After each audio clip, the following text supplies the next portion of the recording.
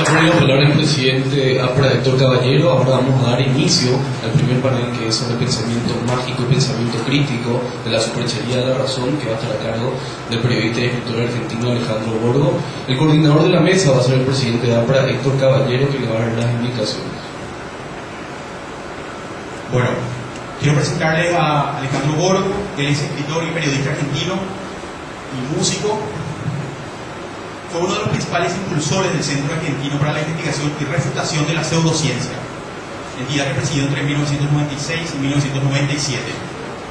También dirigió la revista de esa entidad, El Ojo Escéptico, y fue uno de los encargados de convocar a las principales personalidades que integraron el staff de consultores de la CAER, que sería el Centro Argentino para la Investigación y Refutación de la Pseudociencia.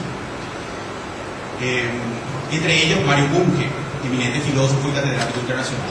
Ahora él es presidente de la CFI Argentina. Bueno, ya vamos a darle la palabra a él y por favor, luego damos inicio al debate.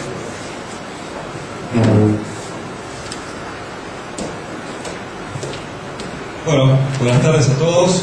Gracias a la gente de APRA, Asociación Paraguaya Racionalista, que me invitó para venir a dar esta charla, a Héctor Daniel Caballero, presidente, a mi amigo Jorge Alfonso, miembro fundador también de APRA, del cual voy a empezar a decir unas palabras. Yo organicé, nuestra organización hizo un congreso, que fue el primer congreso iberoamericano sobre el pensamiento crítico, en septiembre de 2005. Y a mí se me ocurrió poner a Jorge Alfonso Ramírez como primer orador. Y ahora él se venga de mí poniéndome como primero. Entonces yo voy a pronunciar las palabras que él pronunció en ese momento. Ser primero es como casarse con una duquesa. Se tiene el honor pero no el placer. Bueno, entonces continuando con esta breve disquisición, en realidad el CFI Argentina, Center for Inquiry, Centro para la Investigación, es una organización internacional sin fines de lucro que tiene filiales en más de 30 países. Su sede está en los Estados Unidos, en la ciudad de Buffalo, en Nueva York, el estado de Nueva York. Y como vemos, promueve la razón, la ciencia, el humanismo secular y objetivos muy similares a los que muestra aquí APRA: promoción del pensamiento crítico en la sociedad, permanente estímulo hacia el pensamiento científico y prevención y denuncia de los abusos de la teoría pública. Puede ser la primera. Bueno, el título de la charla era Pensamiento mágico, sentido común y pensamiento crítico de la superchería a la razón. Es decir, vamos a hacer un viaje desde lo que fue lo más antiguo hasta lo que se ha llegado gracias al conocimiento científico y al pensamiento crítico. Bueno, el pensamiento mágico es el origen de la superstición, las cábalas, los rituales, los sacrificios, el esoterismo, el mundo oculto y las religiones también. La columna vertebral por la cual pasa todo lo que significa la palabra magia, pero no la magia, como hoy bien me corregía Alberto de la Torre, no la magia de sentir una linda pieza de música o emocionarse con alguna obra de arte, sino lo que es origen de todo esto que vemos acá. La siguiente. Bueno, el pensamiento mágico nos induce a crear asociaciones incorrectas, como por ejemplo, si A, cualquier cosa, ocurre antes que B, entonces A es la causa de B. Que eso es una cosa que solemos hacer y es un error, es una falacia que cometemos y que es típica del pensamiento mágico. Es decir, como una cosa pasó antes que la otra, esa cosa es causa de la otra. La que sigue. Bueno, se confunde la correlación con la causa y efecto. Por ejemplo, la correlación podría hacerse, supongamos que hay una ciudad que aumenta el consumo de leche. Y en la misma ciudad se da un aumento de los crímenes. Entonces terminamos concluyendo que la causa de los crímenes es el consumo de leche. Esa es una una confusión entre una correlación. Las dos variables aumentan. Aumenta el consumo de leche y aumentan los crímenes, pero no están relacionadas. Una no es causa de la otra. No es causa y efecto. La que sigue. Y está fundado en la analogía, el pensamiento analógico, no en el pensamiento crítico. Es decir, el hombre primitivo estaba expuesto a muchos peligros y a muchas cosas que no podía explicar. Fenómenos naturales, derrumbes, terremotos, rayos, montones de cosas. Entonces, ¿qué decía? Bueno, si yo puedo tomar, que no lo decía, a lo mejor lo intuía, lo pensaba, hay que ver en qué etapa de desarrollo estamos hablando, pero tomaba una roca y la podía tirar. Si él veía que una roca 5000 veces más grande se caía en un acantilado, pensaba que alguien más poderoso que él la estaba tirando. Eso es el razonamiento por analogía, ¿verdad? Que es típico del pensamiento mágico. Adelante. Y bueno, obviamente es un pensamiento irracionalista, o que digamos, muestra una forma irracional de actuar. Por todas estas confusiones que hemos visto antes, y porque básicamente no apela a la razón, no quiere investigar, se basa en la fe casi exclusivamente, no le interesa la crítica, es impermeable a la crítica, por eso a veces decimos que la fe es ciega. Sigue, por favor. El pensamiento mágico, entonces, como síntesis, yo estoy haciendo ahora una síntesis muy breve del libro que está allá exhibido, que se llama ¿Por qué a mí los errores más comunes que cometemos al pensar? La síntesis es que el pensamiento mágico es un arma de doble filo, nos puede dar mucho placer, mucho bienestar en el sentido de que estamos contentos con lo que creemos y demás, pero tarde o temprano terminará volviéndose contra nosotros, haciéndonos perder tiempo, salud o dinero, o las tres cosas a la vez. Después vamos a ver por qué. Al siguiente.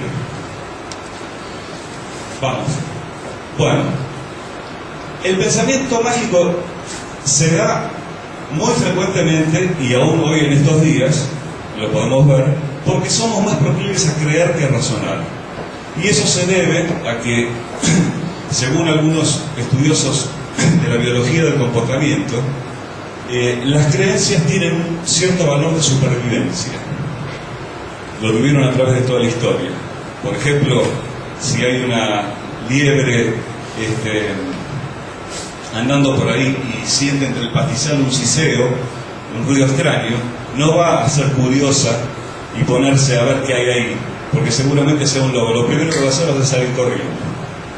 Si le conviene, entre comillas, creer en eso, porque esa creencia tiene un valor de supervivencia. Lo mismo que si vamos caminando por una calle y empezamos a sentir, una calle a la noche, un callejón, y empezamos a sentir atrás nuestros pasos cada vez más acelerado con una navaja que va raspando la pared, no vamos a preguntar, dígame caballero, ¿qué quiere?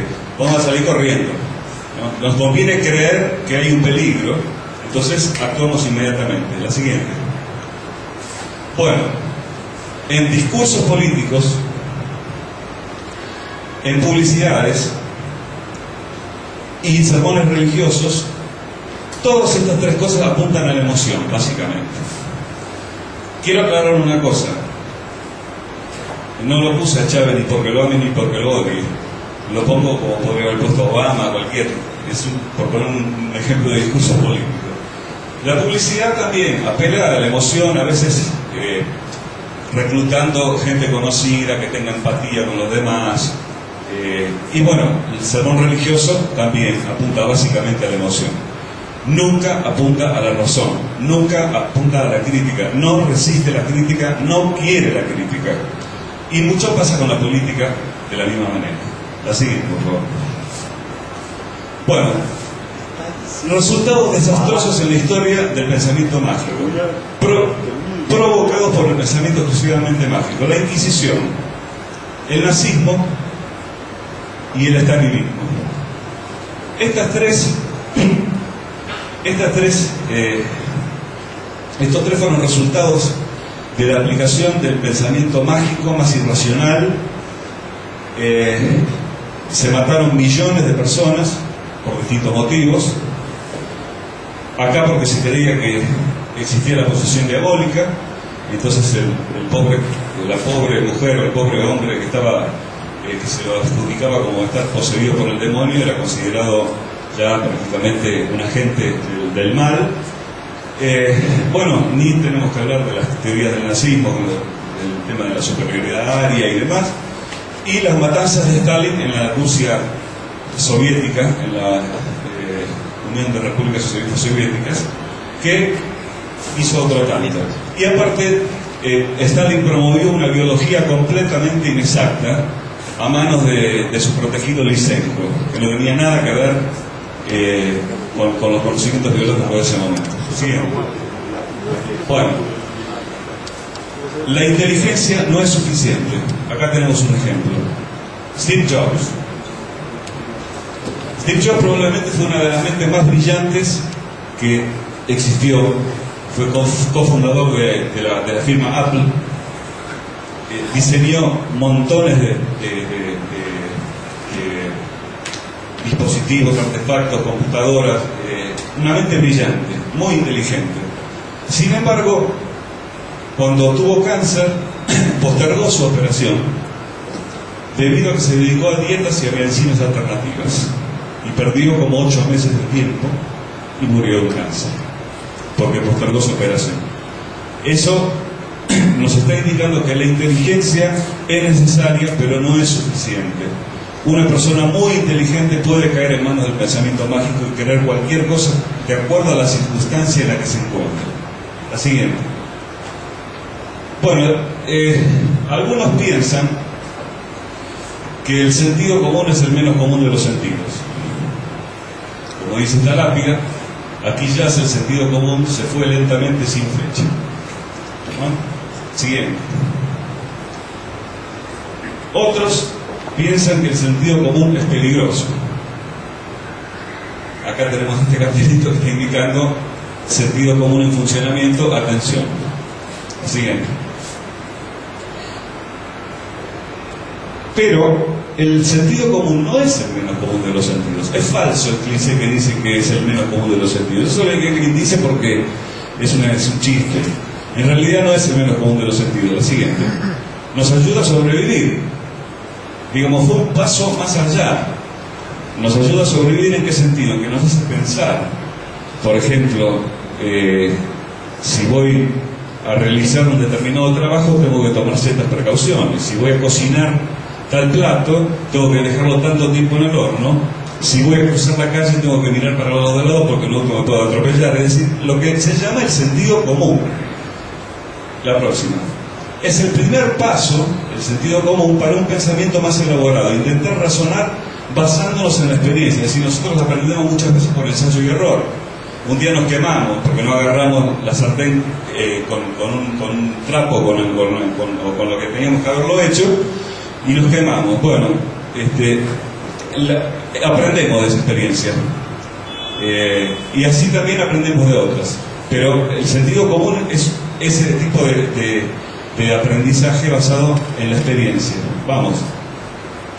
Aprender de los errores, así lo he dicho, aunque sin un método precisamente estudiado y probado. Es decir, por ejemplo, si yo puedo tener un método de cocina, por ejemplo, para cocinar un determinado plato, entonces digo, bueno, hay que poner tales ingredientes a tal temperatura en el horno durante tanto tiempo, luego hay que agregarle tal cosa, aquello, pero ese no es un método científico ni probado, es un método que yo aprendí a base del ensayo y error. Y un día me sale mal, y como no es un método preciso, y yo no controlo todas las variables, empiezo a pensar qué habrá pasado y no puedo reconocer cuál fue el error que cometí. Si lo dejé demasiado en el horno, si la salsa estaba mala, si la temperatura no era la correcta, y decir que no está controlado, no está precisamente estudiado y probado. Siguiente. Limitaciones del sentido común. No resulta del todo eficaz porque suele haber eventos contraintuitivos en la naturaleza, ¿verdad? Y no se lleva bien con los vericuetos del azar, las dos que vienen. Por ejemplo, lo que pasa con el mundo subatómico, sabemos todos que es algo, una realidad contraintuitiva, y también con el azar. Después vamos a ver que hay gente que piensa que el azar puede ser vencido. El azar es fundamental en la naturaleza. Y, por ejemplo, existe lo que se llama la falacia del jugador, que dice, bueno, si estamos en un casino y sale 15 veces seguidas el color colorado, ¿qué es lo primero que uno pensaría en la próxima tirada va a salir?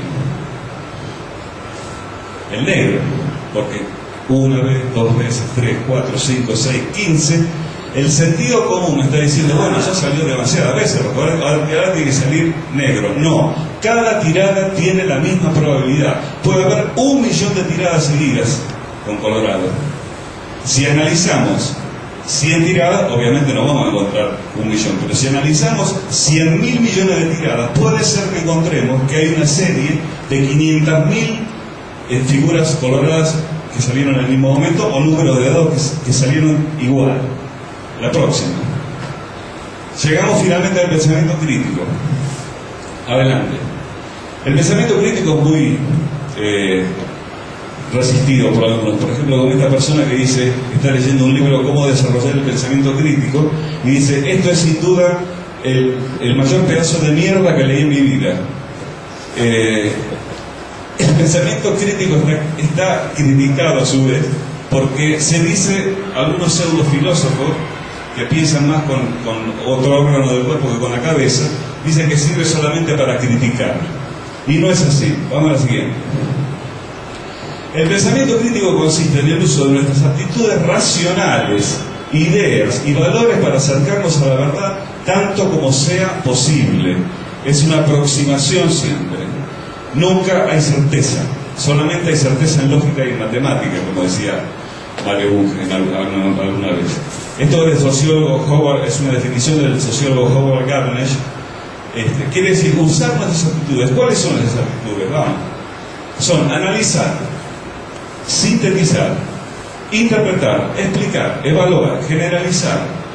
No caer en la generalización excesiva, que es otra cosa, la sobregeneralización. Generalizar, abstraer, ilustrar, comparar y reconocer falacias lógicas, es decir, los errores que cometemos al pensar.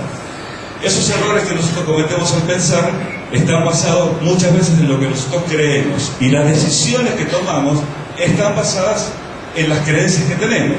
Por lo tanto, si tenemos una creencia infundada, lo más probable es que tomemos una decisión equivocada. Siguiendo, ¿estamos preparados para percibir el mundo tal cual es? No. Obviamente no. Siguiente.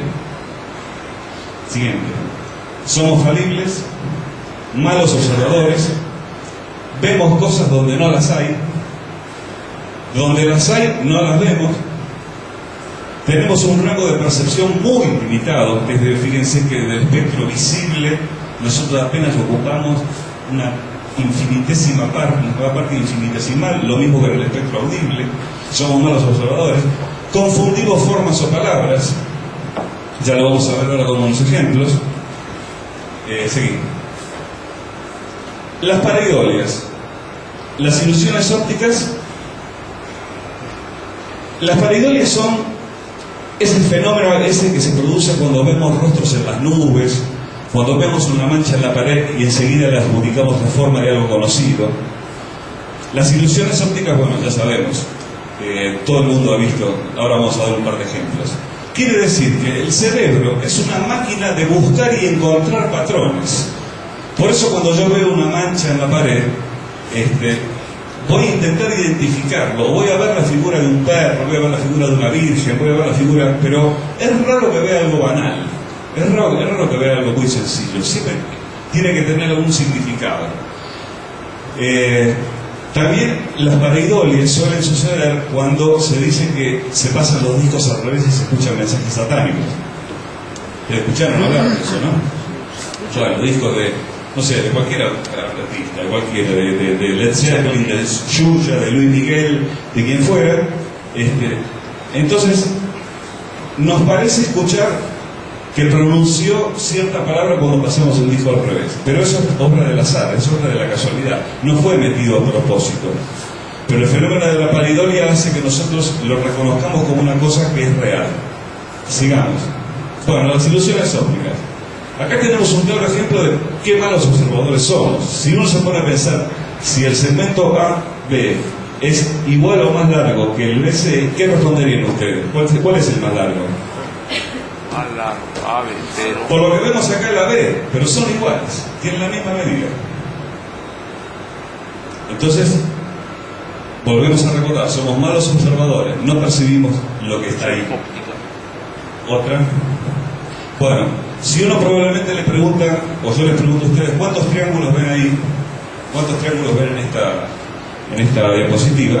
Probablemente me digan 6, que son estos: 1, 2, 3, 4, 5, 6. La verdad es que acá no hay ningún triángulo. Lo que hay son figuras negras, dispuestas de una manera para dejar un vacío que nuestro cerebro interprete con la forma triángulo. Pero acá no hay ningún triángulo, lo que hay es un fondo blanco irregular, lleno de figuras regulares, que están dispuestas de una manera que nos hacen ver triángulos donde no los hay. Seguimos. Acá, ¿qué vemos primero? ABC o 12, 13, 14. Depende. Hay gente que ve primero la vertical y gente que ve primero la horizontal. Siguiendo. ¿Qué dice acá? Pájaro. A ver, todo el mundo seguramente dice: un pájaro está en el nido solito. ¿Es cierto eso? Sí. No. Dice: un pájaro está en el nido solito. El cerebro elimina un él. Elimina un él. ¿Por qué? Estamos acostumbrados a leer. Probablemente, si deseamos leer esto a un chico que recién empieza a leer, va a decir un pájaro, porque se fija palabra por palabra y va a pronunciar los dos él. Pero nosotros, que estamos acostumbrados a leer hace mucho tiempo, saltamos el segundo él y decimos: un pájaro está en el nido solito, cuando en realidad el él está repetido y es difícil verlo. Vamos a ver. Bueno, acá, si uno mira en general la figura, va a haber puntos negros y puntos blancos, pero si uno se quiere situar sobre un punto negro, no lo va a encontrar nunca, siempre se va a transformar en blanco. Entonces, fíjense, yo estoy viendo ahora que hay un montón de puntos negros circulando por ahí, pero cuando me fijo en este, aparece como blanco. También es una ilusión óptica, no podemos decir que hay puntos negros y blancos. Seguimos. Otra, esto parece que fuera curvo. Sin embargo, ninguno de los componentes de esta figura tiene algo de curvo. Todos son rectángulos o cuadrados. Fíjense cómo se puede llegar a través de una combinación de figuras rectangulares y cuadrangulares a dar la sensación de que hay una imagen curva. También es un error de la percepción. La siguiente. Bueno, ahora vamos a entrar a la parte divertida. Aunque no lo creas, yo lo puse como título así: esto pasa en la realidad. Acá va a haber una charla sobre los medios de comunicación, ¿no? Y la difusión de la pseudociencia. Esto, aunque no lo creas, pasa. Son todos avisos y publicidades que han salido publicados alguna vez en revistas, diarios o en internet. Vamos al primer ejemplo. Aprenda cómo ganar en la ruleta. Sistema infalible para ganar ilimitada suma de dinero en las ruletas electromecánicas. Dado que el sistema de juego no falla, las ganancias que usted puede obtener son ilimitadas. Pasar a la siguiente. Y viene con un programa para PC, con soporte tecnológico, es decir, utiliza toda la terminología. Junto con las enseñanzas cómo determinar los números, hay que jugar en cada una de las ruletas, bla, bla, bla. Una vez que usted entendió correctamente el concepto del juego, comienza a aplicarlo y el método jamás falla. Ahora yo me pregunto, si ustedes supieran cómo ganar la ruleta, ¿se lo dirían a la gente? ¿Publicarían un libro? No. Es mentira, o sea, el pensamiento crítico, sí. Sí. Bien, vamos a la siguiente. 4 palabras mágicas que van a encontrar en el discurso de los charlatanes: energía, armonización, vibración y natural. Si ustedes ven un método que tiene alguna de estas 4 palabras que se propone como método para curar algo, para desarrollar la memoria, lo que fuere, que diga que energetiza o armoniza o tiene vibraciones o es natural, estamos en presencia de un método charlatanesco. Sigamos. Bueno, este es un ejemplo, por ejemplo, del Centro de Armonización Mamaria. Este salió publicado, aunque uno no lo crea. Dice: aumento notable o reducción del volumen de los senos y recuperación de la firmeza muscular, método integral natural, sin cirugía ni agresiones, tratamiento energético mental. Centro de Armonización Mamaria. Estos tipos son unos genios, la verdad que son unos genios. Bueno, ¿vieron? Aparece energía y aparece natural. Siguiente. Conquista en 7 días a la mujer que desea. Pasá porque este ya no tiene comentario. La carta natal de la princesa anticipaba su muerte, se refiere a Lady Di. Y si lo anticipaba, ¿por qué no se lo dijeron antes? No, hacen la carta después de que murió. Siguiendo. Bueno, ¿también querés aprender las mejores técnicas de seducción? Sí, claro, usando la programación neurolingüística y la hipnosis. Dos temas que son absoluta pseudociencia. Vamos. Grafología digital, esta es espectacular. Pasá a la siguiente. Porque los grafólogos dicen que a través de la letra se puede saber la personalidad y el futuro. Pero estos salieron con que, de acuerdo a la letra que yo uso, en una computadora se puede saber mi personalidad. Es decir, si uso la helvética soy un canchero, si uso la Tiny Roman, soy una persona que está entre la anticuada y moderna, etc. Pasamos.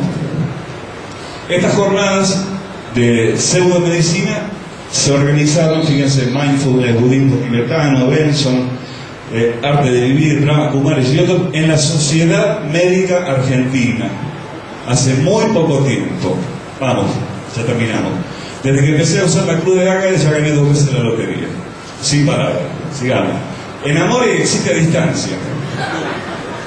Este propone un método que se llama telecomando sexual para excitar mujeres a distancia, ¿no? O sea, vos no tenés ningún problema. Vos estás acá en Asunción y querés que cuando llegues al aeropuerto de Buenos Aires una mujer se te tiene encima, tenés que concentrarte primero comprando el libro de él, por supuesto. Sigamos.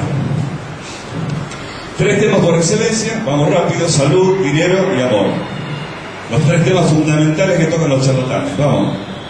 Bueno, y como última placa, esto que puede parecer chiste, y que se lo pasé así muy rápido, y que contiene realmente avisos disparatados, muy bizarros, hay que tener en cuenta que también se puede dar lo mismo en otras áreas que influyen en millones de personas. Ya no es la persona que va a consultar al astrólogo y le dice, vas a conseguir un novio. No es eso. Política, economía, relativismo cultural, religión, confusión de lo legal con lo legítimo. Hay un grave problema, nosotros estamos confundiendo lo legal con lo legítimo. Lo legal no es necesariamente lo legítimo. Y lo último, la intromisión de las instituciones en nuestra vida privada. Yo creo que aplicando y promocionando el pensamiento crítico vamos a poder analizar mejor todo este tipo de cosas. Muchas gracias.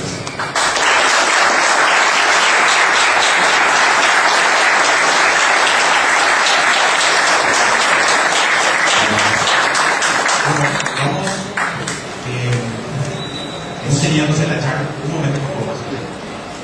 Hemos tenido la charla entonces de Alejandro Borgo sobre pensamiento mágico, sentido común y pensamiento crítico, la superchería de la razón. Y entonces vamos a abrir una serie de preguntas. ¿Una pregunta? Bueno, ¿quién quiere hacer alguna pregunta? ¿Usted? Un minuto. Ahí está el micrófono. Por favor, haga una pregunta, señor. Un minuto. Cualquiera diría Atajar. No, anda el micrófono. Doctor. Lo que es el pensamiento. Atajar. Cualquiera diría que esta posición de Borgo nos dio explicar muy bien lo que es el pensamiento. Señor, quisiera que haga una pregunta, por favor. Me queda asombrado. Señor, una pregunta, por favor. ¿Qué pregunta tiene? La voy a explicar. científicamente. Señor, señor, necesitamos que haga una Y pregunta. el señor Borgo no me permite explicar científicamente su exposición. Pero voy a decir dos palabras. El pensamiento crítico es cuando no viola el principio de no contradicción, el principio de identidad, el principio de tercero excluido y el principio de razón suficiente. Lo que dijo fue un montón de tonterías. Gracias, señor. Gracias. Le agradezco al señor por la reprimenda, muchas gracias. ¿Alguien quiere hacer una pregunta? Por favor, al señor. Una pregunta, estamos hablando de los pasos científicos para probar las cosas y acercarnos a una verdad. Y en tu exposición, usted es un ejemplo que me parece que no se acerca a lo que usted trata de enseñar, justamente diciendo que por motivo de que pospuso su operación murió. Usted no sabe eso, pero no sucedió lo que usted dijo. Tampoco prueba eso. Jobs, la muerte de Steve Jobs, usted dijo que porque pospuso, él murió.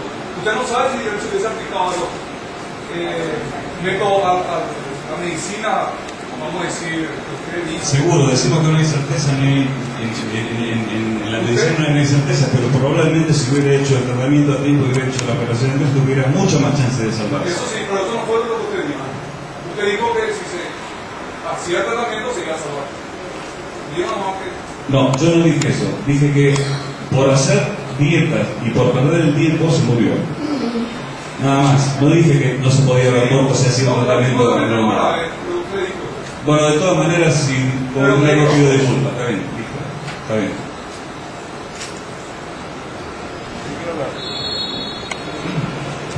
¿Podría decir más cosas sobre la intromisión de las instituciones en la vida privada de las personas? Sí, por supuesto. Entre ellas, por eso hice hincapié que lo legal no es lo legítimo. Hay muchas leyes que restringen comportamientos y restringen libertades individuales y invaden la vida privada de las personas. Y esas leyes están principalmente dictadas por los gobiernos, el poder legislativo, apoyado por la justicia y también por el ejecutivo, y también están restringidas por lo que hablé antes sobre los preceptos religiosos, que es un dogma, lo cual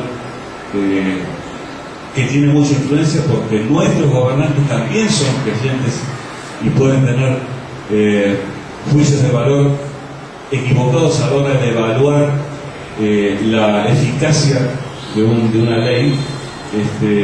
Y la intromisión es nada más que eso, la intromisión del Estado, del gobierno y de los poderes más absolutos en la vida privada de las personas.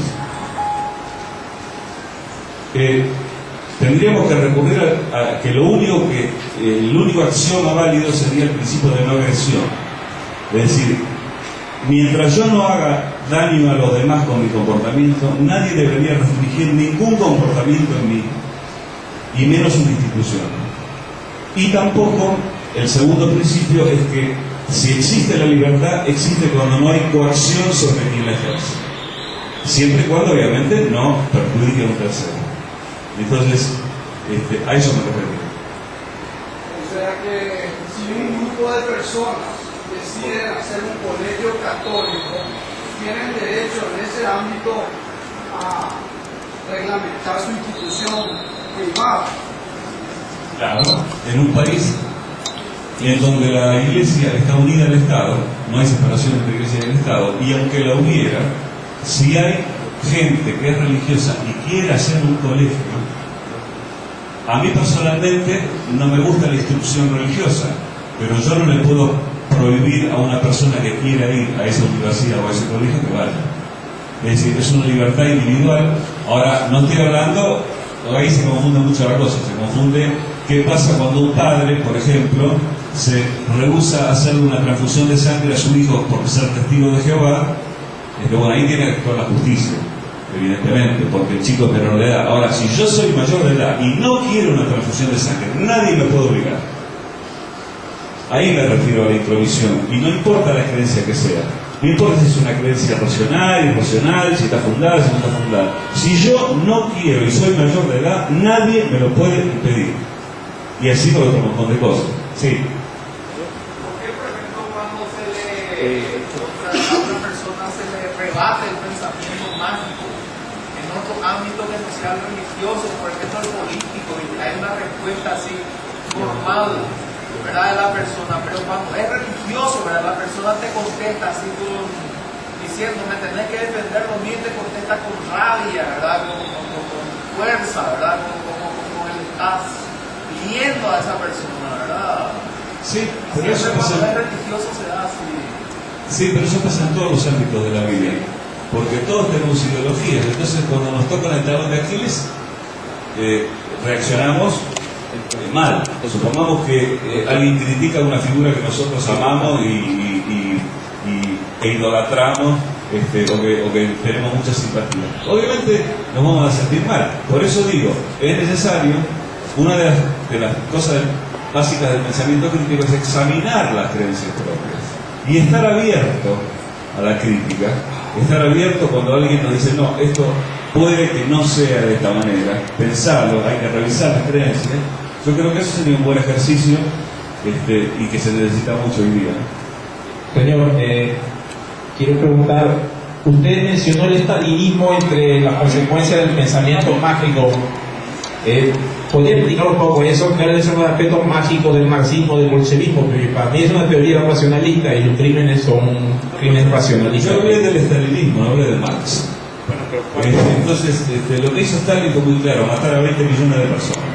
Punto. Pero ¿cuál es la base mágica de esa masa? Expliqué que entre sus aduladores y entre sus principales científicos tenía a un biólogo que se llamaba Lysenko, que proponía una biología absolutamente irracional, no probada, ineficaz, completamente que la pudo probar nada más que Lysenko. Pero no fue en base a eso que se realizó el holodomor, como dicen. No, pero estoy hablando de lo peligroso que es el pensamiento de masa, el pensamiento de manada. Es decir, cuando un grupo de personas empieza a influir, en este caso el grupo de personas podría ser la jerarquía eclesiástica, un gobierno, de cualquiera, empieza a influir en que vos tenés que creer una cosa, y si no crees eso, sos como mínimo ignorante o como máximo traidor. Y eso te puede causar una condena a muerte, tal vez, en un régimen dictatorial. Sí. Un momento, por favor. Vamos a darle la palabra, porque varios levantan la mano. Quisiera hacer una consulta que tiene que ver con las dos observaciones iniciales. Es porque hay una confusión acá. Si se podría hacer la distinción, porque esos dos cuestionamientos iniciales hacen referencia a una confusión que acá está viendo, y que se puede distinguir lo que es, por un lado, método científico, que no es de lo que se está hablando, y el pensamiento crítico, porque pienso que vale la pena explicar y para que se eviten confusiones posteriores. Sí, por supuesto, el pensamiento científico es mucho más estricto y mucho más riguroso. Tiene un método, y obviamente no es lo mismo pensamiento científico que pensamiento crítico. Yo estoy hablando del pensamiento crítico como una herramienta que nos puede ayudar, como decimos nosotros, no sé si acá se dice igual, en Argentina se dice para separar la paja del trigo, para aprender a leer entre líneas, o para no interpretar mal lo que alguien quiso decir, que suele pasar muy seguido, pero sí, el pensamiento crítico no es lo mismo que el pensamiento científico. Se complementan ambos.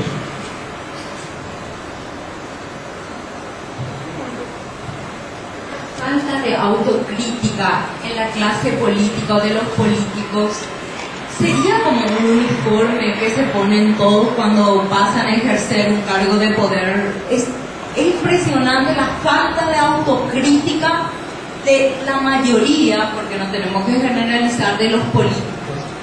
El hecho de apuntar errores o cosas a mejorarse implica automáticamente, como la Inquisición, ser alguien no creyente y al que tenemos que marginar o al que tenemos que eliminar. Eso es como no sé, está escrito en alguna parte, porque es como si se pusieran todos como un uniforme, a eso me refiero. Bueno, lo que pasa es que se dice usualmente que el poder transforma a las personas porque te da posibilidades que antes vos no tenías como ciudadano común. A lo mejor si ocupás algún puesto de poder... Bueno, me parece que así no se puede seguir. Yo voy a decir solamente no. No, viejo. No va a decir nada. En su fanatismo ateo, ignora que en la encíclica del Papa Benedicto no hay una sola contradicción. Está en consonancia con el principio de identidad, de razón suficiente y de tercero equilibrio. ¿Alguna pregunta más? Gracias. ¿Hay alguna pregunta más? Héctor. Le agradezco mucho que hizo quedar muy bien. Claro, porque me interrumpió, claro. Y sí, bueno, ¿Va a responder la pregunta de...? Sí, sí. Va a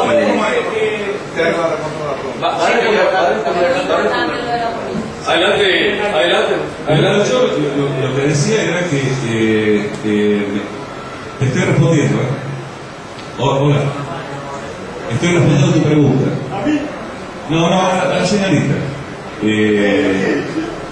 Vos hablaste de la falta de autocrítica de los políticos. Bueno, pero no son los únicos. Es decir, todos tenemos falta de autocrítica en algún momento de nuestra vida. Ahora, cuando ocupamos posiciones de poder, lo que al ser humano generalmente le gusta es retener ese poder.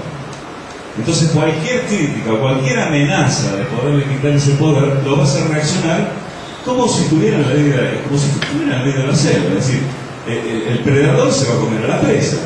Y el predador quiere seguir teniendo el poder.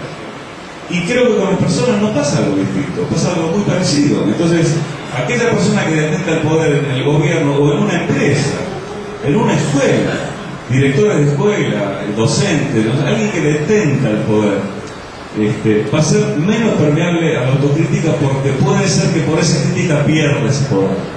Entonces, cuando se siente amenazado, reacciona de la manera que estamos acostumbrados a ver que se reacciona, tratándote de traidor, de ignorante, y bueno, en realidad basándose en el argumento ad hominem, es decir, criticar a la persona y no los argumentos de esa persona.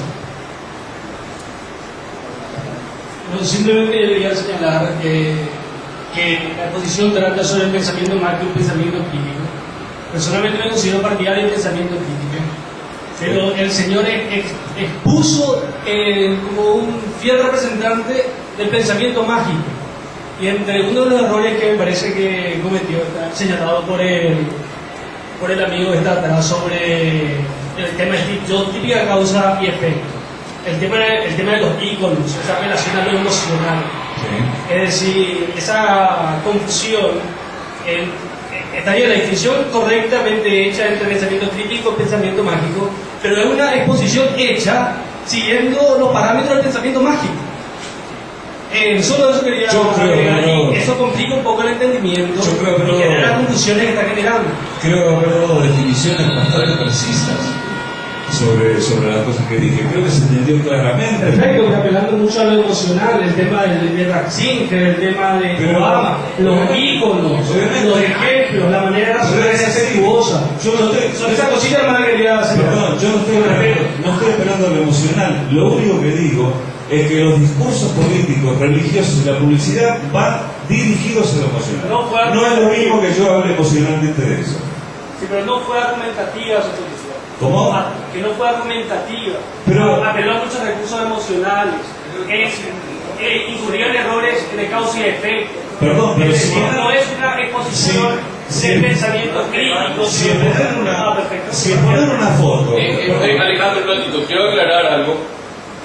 Como coordinador del evento, quiero aclarar algo. Esto no es un debate, es una exposición donde se presenta una idea y lo único que podemos hacer es preguntar. Así que para las próximas ponencias les voy a pedir por favor que sean puntuales. Solamente aquellas personas que tienen una pregunta van a tener el micrófono Queremos ser rígidos porque queremos desarrollar el programa enteramente para que así podamos aprovechar bien el transcurso del escenario. Adelante, Alejandro. No, tal vez lo último que quiero decir es que, para darme paso ya al siguiente panelista, es que mi exposición trató de ser amena, a lo mejor, pero yo no puse, yo lo que dije fue que los discursos políticos, los sermones religiosos y las publicidades apuntan a la emoción, pero yo no lo dije de una forma emocional. Yo dije lo que yo pienso que es verdad. Lo traté de ilustrar con los ejemplos, con los máximos ejemplos. Por eso puse todos los avisos que recibo diariamente de pseudociencias, de pseudomedicinas. ¿A qué están apelando? Están apelando a la desesperación de la gente, están abusando de la credulidad pública. Entonces, si esta charla puede despertar alguna emoción, como ya vi que despertamos emociones contrarias, bueno, bienvenido sea, que despierte emociones. Estamos para hacer pensar, no para obedecer como gatitos mansos. Vamos a hacer una última pregunta. Por favor. Alejandro, mi pregunta es bastante concreta. Durante toda la humanidad, la razón siempre se ha visto enfrentada por el pensamiento mágico de la fe. Mi pregunta es, lo que acabamos de ver ahora, ¿no es un ejemplo de lo que ha pasado siempre entre la razón, entre el uso del pensamiento crítico y el pensamiento religioso? Lo que acabamos de presenciar, este acto que acabamos de presenciar hoy acá. Sí.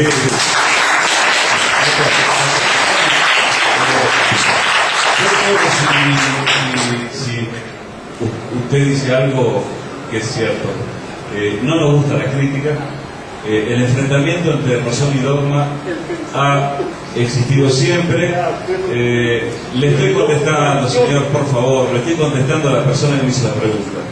El enfrentamiento entre razón y dogma siempre ha existido, pero la ciencia viene ganando la batalla inevitablemente y la va a seguir ganando.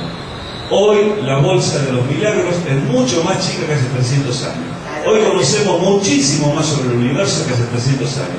Hoy tenemos tratamientos para enfermedades que hace 200 años ni se imaginaba que podían existir. Ustedes piensen que hace 100 años no existían los antibióticos. Entonces, la batalla entre ciencia y religión la va a ganar la ciencia. Y la está ganando la ciencia. Pero para eso tiene que haber gente educada por docentes y por planes de educación que le hagan comprender a la gente lo que es la ciencia y la validez que ha tenido a través de la historia. No nos olvidemos que hace 400 años una persona moría quemada en la hoguera porque se pensaba que estaba poseída por el demonio y a lo mejor tenía una epilepsia. Eso es lo que quiero decir. Bueno, le agradezco a todos.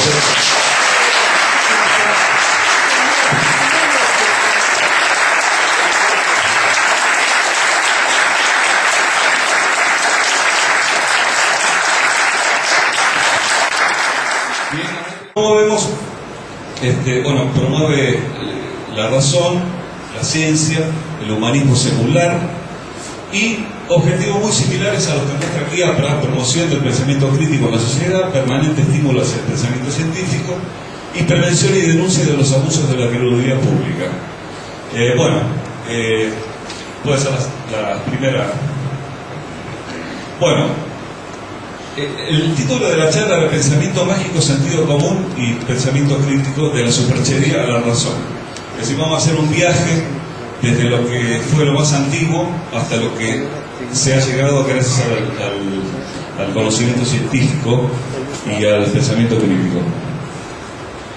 Bueno, el pensamiento mágico es el origen de la superstición, las cábalas, los rituales, los sacrificios, el esoterismo, el mundo oculto y las religiones también. La columna vertebral por la cual pasa todo lo que significa la palabra magia, pero no la magia, como hoy bien me corregía Alberto de la Torre, no la magia de sentir una linda pieza de música o emocionarse con alguna obra de arte, sino lo que es origen de todo esto que vemos acá. La siguiente. Bueno, el pensamiento mágico nos induce a crear asociaciones incorrectas, como por ejemplo si A, cualquier cosa, ocurre antes que B, entonces A es la causa de B. Que eso es una cosa que solemos hacer y es un error, es una falacia que cometemos y que es típica del pensamiento mágico. Es decir, como una cosa pasó antes que la otra, esa cosa es causa de la otra. La que sigue. Bueno, se confunde la correlación con la causa y efecto. Por ejemplo, la correlación podría hacerse, supongamos que hay una ciudad que aumenta el consumo de leche y en la misma ciudad se da un aumento de los crímenes. Entonces terminamos concluyendo que la causa de los crímenes, del cual voy a empezar a decir unas palabras. Yo organicé, nuestra organización hizo un congreso, que fue el primer congreso iberoamericano sobre el pensamiento crítico, en septiembre de 2005. Y a mí se me ocurrió poner a Jorge Alfonso Ramírez como primer orador. Y ahora él se venga de mí poniéndome como primero. Entonces yo voy a pronunciar las palabras que él pronunció en ese momento. Ser primero es como casarse con una duquesa. Se tiene el honor pero no el placer. Bueno, entonces continuando con esta breve disquisición, en realidad el CFI Argentina, el Center for Inquiry, Centro para la Investigación, es una organización internacional sin fines de lucro que tiene filiales en más de 30 países. Su sede está en los Estados Unidos, en la ciudad de Buffalo, en Nueva York, el estado de Nueva York, y con la pseudociencia, entidad que presidió entre 1996 y 1997. También dirigió la revista de esa entidad, El Ojo Escéptico, y fue uno de los encargados de convocar a las principales personalidades que integraron el staff de consultores de la CAE, que sería el Centro Argentino para la Investigación y Refutación de la Pseudociencia. Entre ellos Mario Bunge, eminente filósofo y catedrático internacional. Ahora él es presidente de la CFI Argentina. Bueno, ya vamos a darle la palabra a él y por favor, luego damos inicio al debate.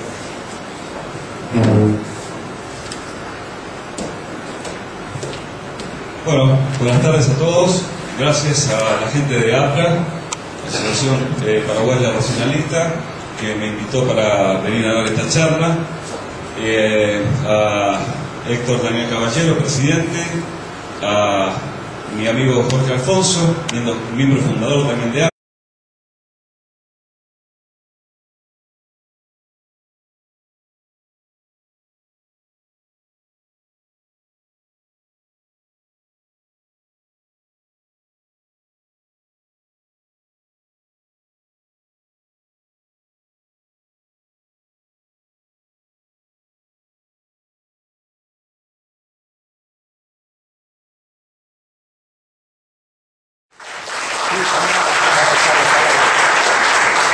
La palabra el presidente APRA, Héctor Caballero. Ahora vamos a dar inicio al primer panel, que es sobre pensamiento mágico y pensamiento crítico de la superchería de la razón, que va a estar a cargo del periodista y escritor argentino Alejandro Borgo.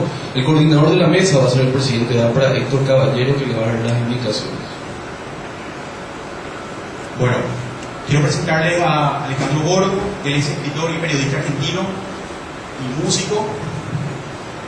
Fue uno de los principales impulsores del Centro Argentino para la Investigación y Refutación de